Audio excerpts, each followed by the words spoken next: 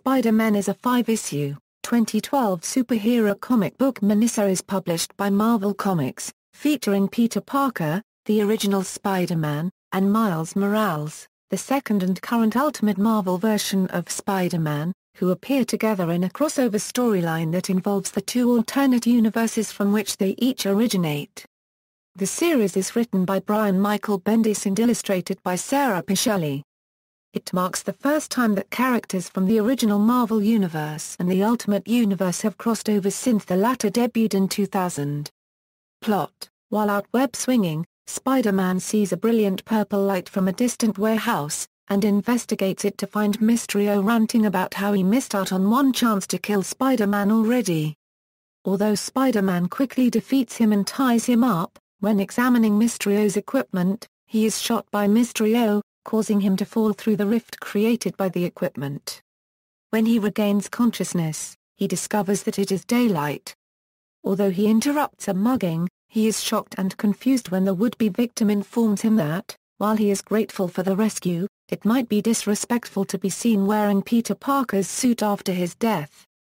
Swinging away to think about what he has just heard, Spider-Man runs into another Spider-Man on a rooftop. Angered at Spider-Man ruining his plans again, Mysterio activates a robotic avatar and sends it after Peter. Back in the new universe, Peter fights with the other Spider-Man, but his superior experience and training is outmaneuvered by the other Spider-Man's new powers, culminating in Peter being knocked out when the other Spider-Man, Miles Morales, uses his venom sting on a web that Peter had just created. Waking up in a cell, Peter meets this world's Nick Fury and explains his theory that he is from another universe, which Fury accepts as nobody would come up with something that ridiculous as a lie. Fury sends Peter away with Miles to explain this world's history to him. But just as Peter asks Miles if his counterpart is dead in this world, they are attacked by Mysterio's avatar. Both Spider-Men face off against Mysterio's avatar. Miles blindly attacks, but due to his lack of combat experience and tactics, he is easily thrown back into Peter and both end up in the East River. Mysterio then deploys high technology and a strong chemical in order to create the illusion that a mob of Spider-Man's enemies from both realities is attacking them. During the battle, Peter figures out the trick and demands Mysterio to return him to his home universe. Angered, Mysterio decides to instead strand Peter in a world where he is believed to be dead. The avatar self-destructs, rendering Miles unconscious. He later wakes up to see that the Ultimates and Nick Fury on the scene. While his version of Tony Stark begins to work on deciphering Mysterio's dimension technology, Miles asks where Peter went. Fury surmised that he went off to find out the truth about his alternate self. Peter decides to investigate on his own and goes to the location where his apartment in his home universe is supposed to be.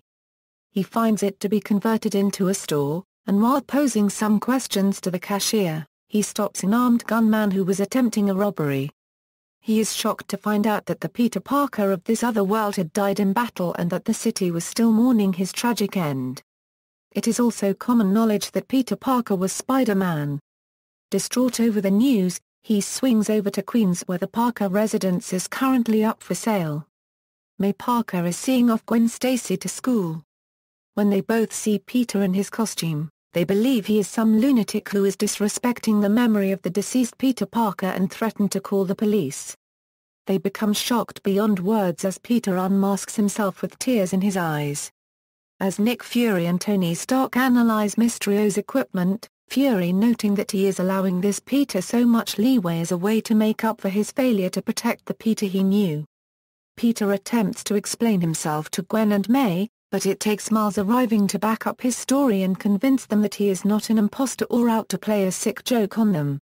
Talking with Gwen and Miles in his attic, Peter confirms that Gwen exists in his world without mentioning that her counterpart is dead and also mentions his relationship with Mary Jane, while he in turn is shocked to hear that his counterpart dated Kitty Pryde, although Miles is left curious whether he has a counterpart in Peter's world. As Fury arrives to pick Peter up, Peter sees Mary Jane watching him in the street, but she runs away before he can talk to her. Returning to the Helicrea, Peter learns that Stark is having trouble determining how he can identify Peter's world of origin amid the multitude of alternate universes in existence. With Peter's help, the Ultimates determine the location of Mysterio's headquarters based on the energy generated by his equipment, prompting the heroes led by Peter to suit up and head for the base.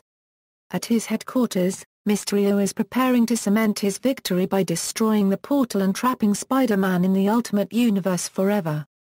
But unable to resist the temptation to see how his enemy is faring, he keeps the portal open long enough for Peter and the Ultimates to capture him.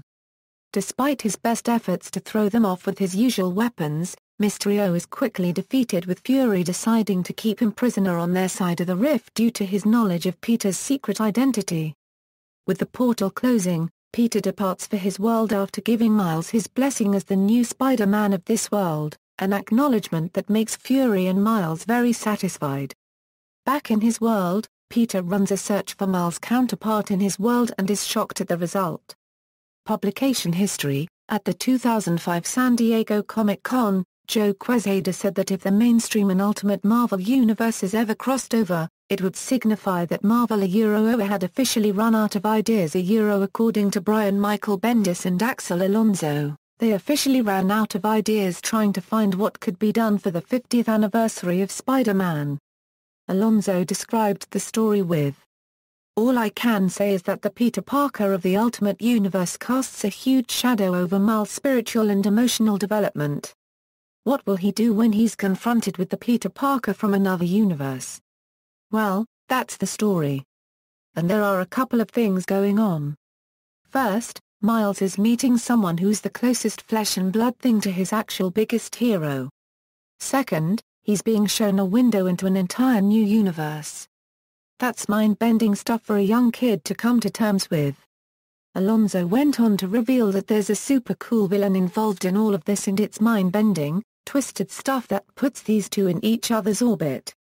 "We don't break down the wall between the Marvel Universe and the Ultimate Universe lightly." The first issue was released on June 13, 2012. Reception: the series received generally positive reviews. The individual issues hold an average rating of 8.1 out of 10 on the review aggregator website Comic Book Roundup, based on 85 total reviews of all 5 issues, which range in rating from 7.3 and 8.5.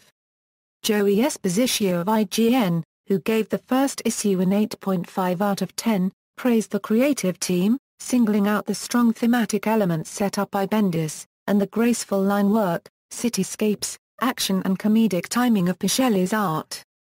Esposito also complimented Cory Petty's lettering, comparing his use of different fonts when Spider-Man arrives in the Ultimate Universe to the use of color that characterizes Dorothy's arrival in Oz in the 1939 film The Wizard of Oz.